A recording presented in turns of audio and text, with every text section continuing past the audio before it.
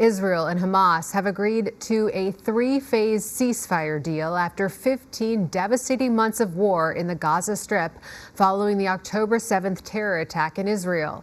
Officials in the U.S. and Qatar say the deal will begin Sunday, coincidentally the day before President-elect Donald Trump is set to take office.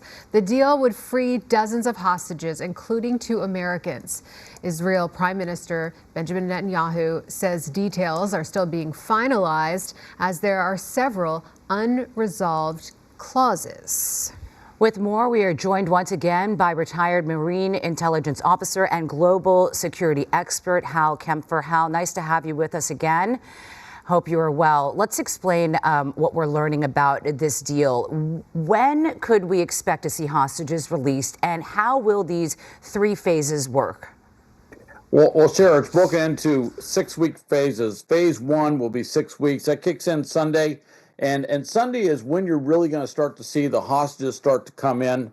It's an exchange. There's a few hostages that come in, and then Israel will release Palestinian prisoners, Hamas prisoners in many cases. They will be released into the Gaza Strip as well. So there's an exchange that's going to go back and forth, and that will go for the first 6 weeks. That'll be 33 Israeli hostages that will be released in that first phase. Phase 2 and Phase 3 are going to be negotiated while Phase 1 is going on, and part of that's to make sure that Hamas performs. One of the problems they had with that little short ceasefire early on was that towards the end of it, it was being extended, and then Hamas couldn't deliver live hostages. In fact, it wasn't clear that Hamas could keep track of hostages, and the whole thing just kind of broke down. So there are performance parameters built into this. Hal, 2 of the phases of the deal, as you mentioned, have not been finalized. And as we've reported, Netanyahu still appears to have some issues. So is this really a done deal? Could fighting really end?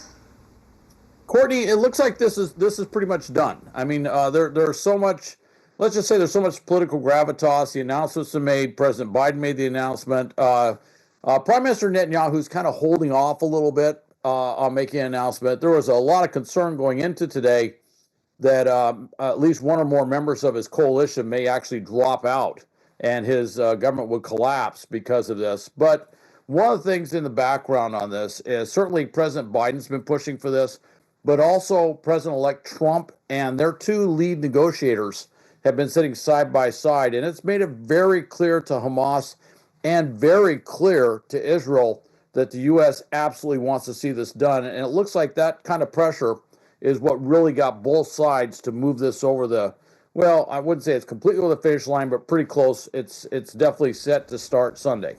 So let's talk about the politics here. Phase 1, as you mentioned, goes into effect the day before Trump is sworn in. And Trump has said that there would be hell to pay if the hostages weren't released before he took office. But today, as it's gone viral, Biden was asked if Trump deserved credit. And he turned around and he said, "Is that a joke?" What is your take on the politics of this deal and the U.S. role? Well, obviously there's some fierce politics in Washington, but here's the deal. Yes, Biden gets to basically take credit to say this happened on his watch. But certainly everyone is acknowledging that President Trump coming in or President-elect Trump coming in, sending his negotiator to sit there in the negotiations, making it very clear that things would get far worse if they didn't get this done in time, played an enormous role in getting this done. So both President Biden and President-elect Trump can take a large degree of credit for this. I have to say, if there was one thing probably a little more decisive, I think that hell to pay comment reverberated around the Middle East, and I have no doubt that some were explaining to the Hamas negotiators exactly what that would mean, and that certainly got them to move a little bit faster on this entire deal being put in place. Well, speaking of Biden, you saw it here on KTLA. He delivered his farewell address tonight. We have like 30 seconds. If you could, what do you make of the state of the world as Biden prepares to leave office? Well, there's a lot going on. You got wars. You still got wars in the Middle East. You got a lot of conflict in the Middle East. Things are not done yet, even with this agreement. The Houthis are still very active. The Iranian tensions are still very strong. Syria is poised to go into another civil war, and certainly what's happening in Ukraine and Russia. So it's a very, very busy world. With that said, there's been some real progress in other areas, and I will say that NATO seems to be putting more investment in defense. So there are some good things, there are some bad things. I think it's mixed results. Obviously, if you're going out as president, you're going to claim more good things than bad things, and that's what happened tonight. It's always a pleasure when you visit us and give us your expertise. Thank you so much, retired Marine Intelligence Officer and Global Security Expert Hal Kempfer. We thank you. Thank you, Sarah. Thanks, Courtney.